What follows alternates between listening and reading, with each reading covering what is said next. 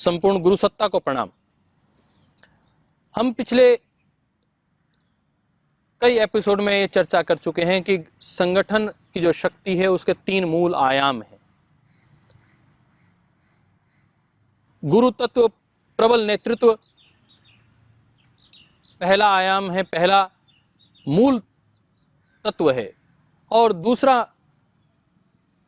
वह विराट लक्ष्य, और तीसरा वह दिव्य आत्माएं जो उस विराट लक्ष्य को प्राप्त करने के लिए उस ईश्वरीय कार्य में स्व आत्मनः अपने आप को आहूत करते हैं और निस्वार्थ आदर्श सात्विक कार्यकर्ता के रूप में सेवा करते हुए उस लक्ष्य को प्राप्त करते हैं।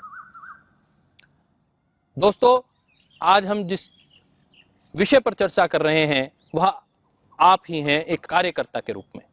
एक आदर्श कार्यकर्ता कैसा होता है, एक सात्विक कार्यकर्ता कैसा होता है, कैसा होता है उसका जीवन,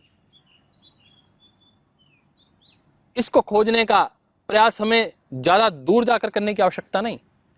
आपके आसपास, आपके गली में, आपके मोहल्ले में सुबह 3 बजे 4 बजे उठकर निरंतर योग की सेवा करने वाले ऐसे दसियों बीसियों कार्यकर्ता, सैकड़ों कार्यकर्ता मिल जाएंगे, और उनमें से आदर्श रूप के कार्यकर्ता छांटने ढूंढने कोई बड़ी बात नहीं है। एक सात्विक कार्यकर्ता क्या होता है? देखिए, हर व्यक्ति अपने जीवन में सुख चाहता है, शांति चाहता है। जो व्यक्ति अपने जीवन में संपूर्ण सुख चाहते हैं, संपूर्ण शांति चाहते हैं, समृद्धि संपूर्ण रूप से चाहते हैं, अहिंसक समृद्धि चाहते हैं, स्थायी समृद्धि चाहते हैं, वह कार्यकर्ता सात्विक कार्यकर्ता होते हैं। वह सात्विक जीवन जीने की निश्चय लेते हैं। ऐसा नहीं है कि सात्विक जीवन जीने वालों को ही सुख, शांति, समृद्धि की प्राप्ति होती है। तामसिक और राजसिक जीवन जीने वालों को भी सुख, शांति, समृद्धि, विकास की प्राप्ति होती है, परंतु अंतर इतना है कि जो तामसिक लोग होते हैं, जो राजसिक आत्माएं होती हैं, वह दूसरों को कष्ट देकर जो सुख प्राप्त करती हैं, दूसरों को पीड़ा देकर जो सुख, ऐश्वर्य, प्रसन्नता प्राप्त करते हैं, वह क्षणिक होता है और वह स्थायी भी नहीं होता। और एक तरफ एक ऐसा सात्विक जीवन होता है जो अहिंसक है, जो स्थायी है, जो लंबे कालखंड तक पूर्ण सुख देने वाला, पूर्ण प्रसन्नता देने वाला, पूर्ण शांति, पूर्ण संतोष देने वाला है, जिसमें किसी को हानि नहीं पहुंचाई जाती, जिसमें किसी को पीड़ा नहीं दी जाती है, उल्टा सबका परोपकार करने की भावना रहती है।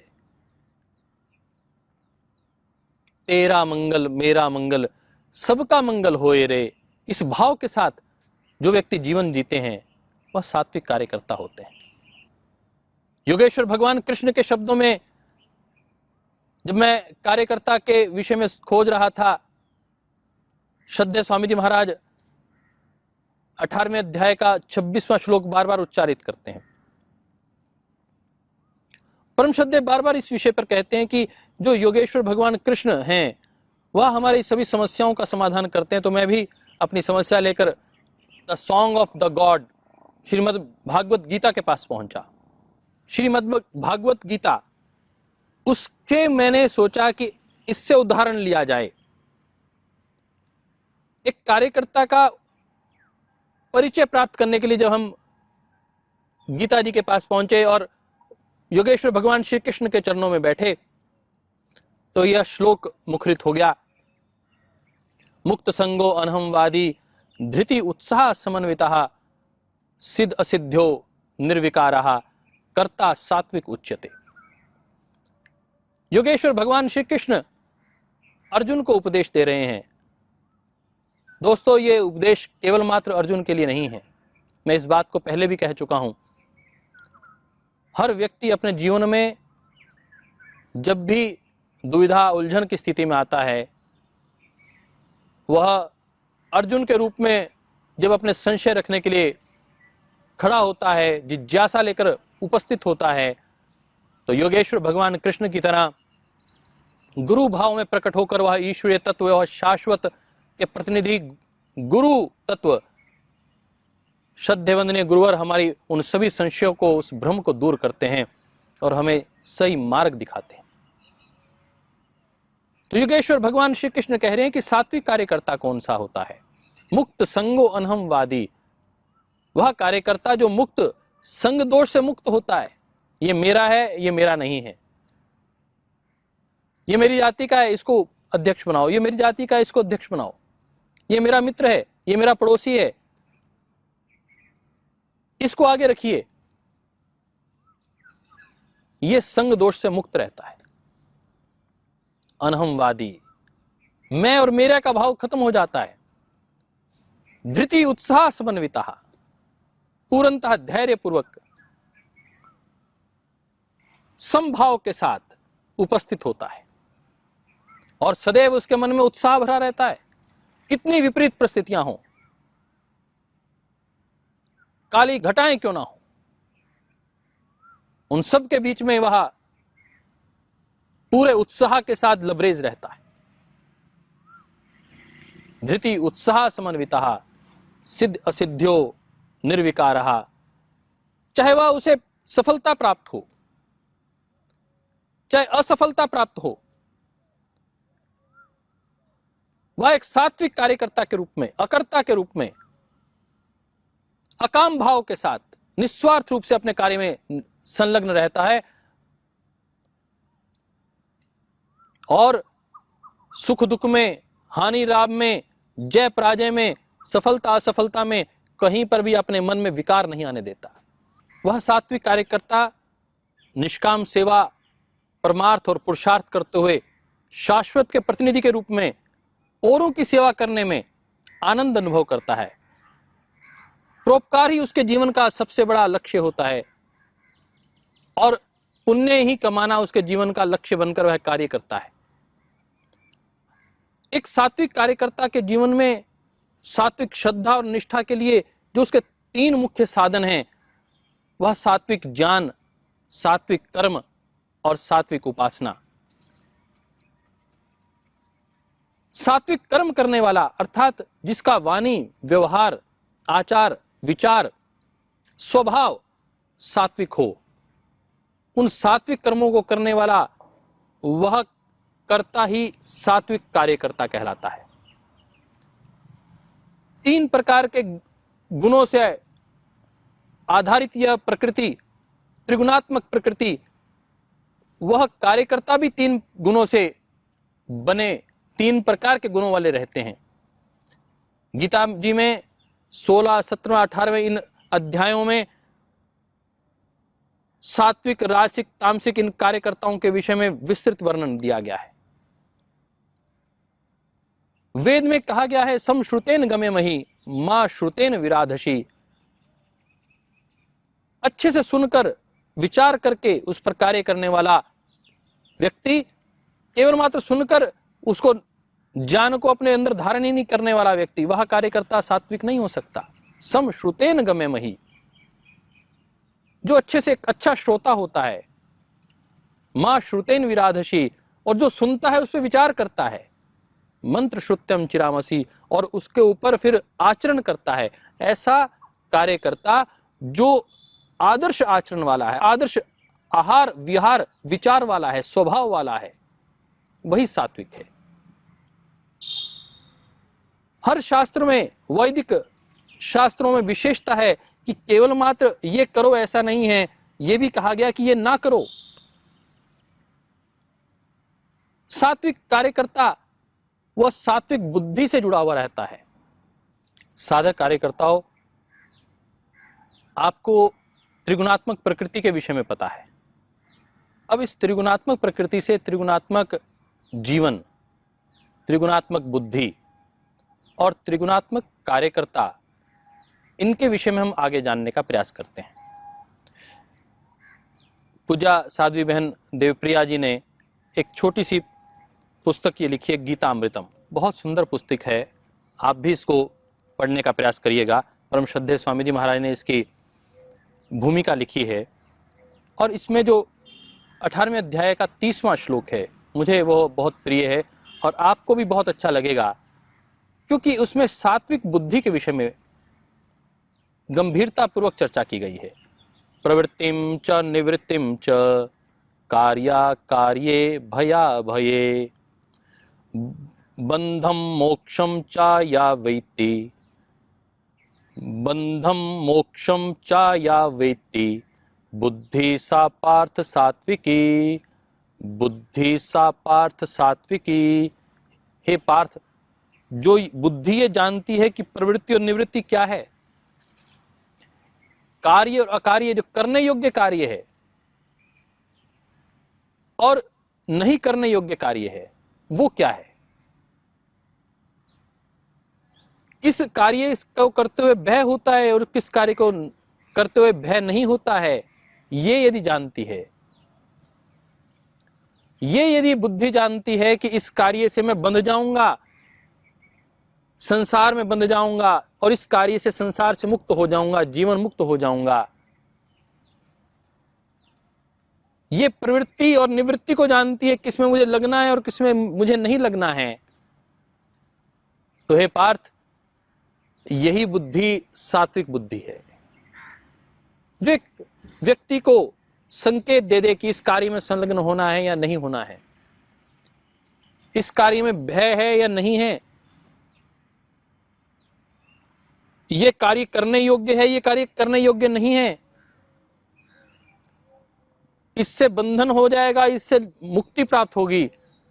यही सात्विक बुद्धि है और इस सात्विक बुद्धि को अपने जीवन में धारण करने वाला, प्रयत्न पूर्वक धारण करने वाला व्यक्ति ही सात्विक कार्य करता है। वह सात्विक कार्यकर्ता आखिर करता क्या है, सामान्य व्यक्ति से उसका जीवन कैसा अलग रहता है? तो मुझे श्रद्धेय स्वामी जी महाराज का वह प्रिय श्लोक पुनः स्मरण आ जाता है। आज हम कार्यकर्ता का निरूपण योगेश्वर भगवान श्री कृष्ण के शब्दों में कर रहे हैं। परम श्रद्धेय परम वंदनीय श्रद्धेय स्वामी जी महाराज, परम श्रद्धेय आचार्य श्री के शब्दों में इसको कर रहे हैं। वह इस श्लोक को बार बार उद्धृत करते हैं, आपने इसको ध्यान से सुना होगा। वह कहते हैं, सव कर्मणा तम अभ्यर्चः सिद्धिम विन्दति मानवः।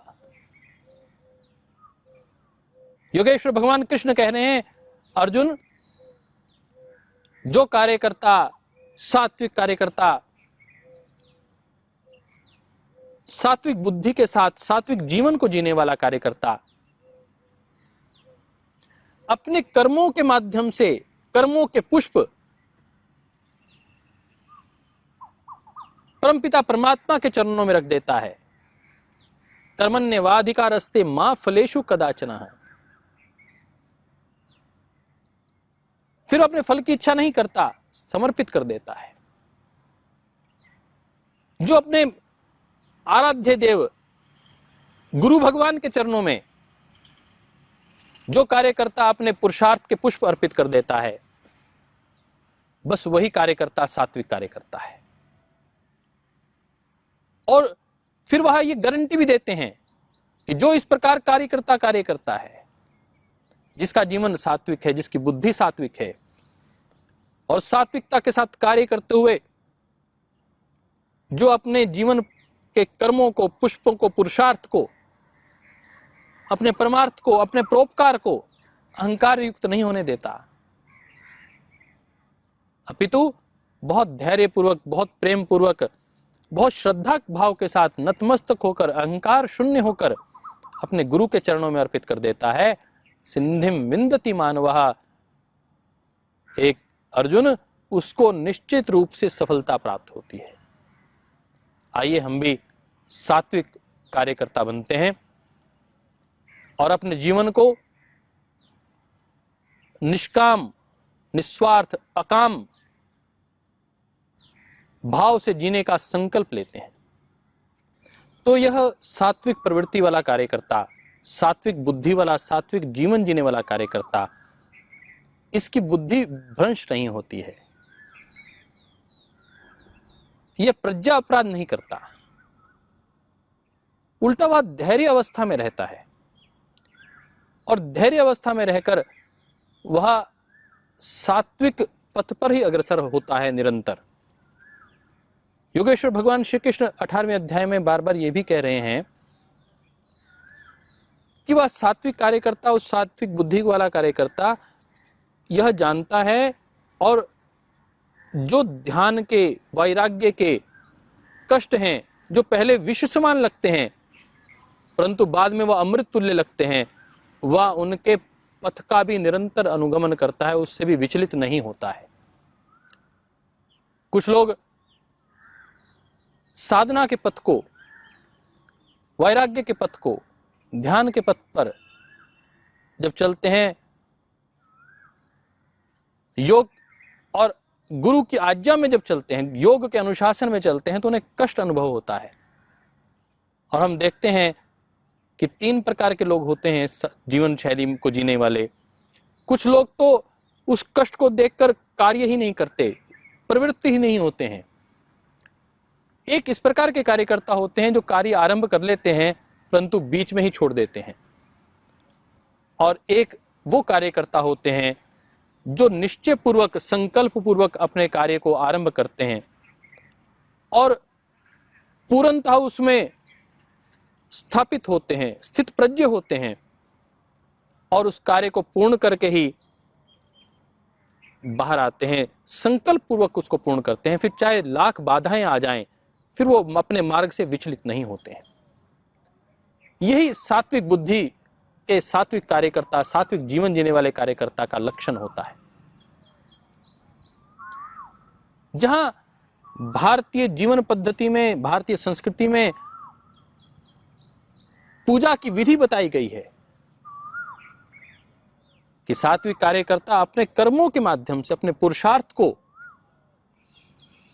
पुष्प बनाकर भगवान के चरणों में अर्पित करता है। और वह जो कर्मों के पुष्प हैं वो क्या हैं? वो परोपकार के पुष्प हैं, जो निष्काम कर्म के पुष्प हैं, अकाम कर्म के पुष्प हैं, अकर्ता भाव से किए हुए कार्य के पुष्प हैं, निस्वार्थ भाव से किए हुए कार्य के पुष्प हैं।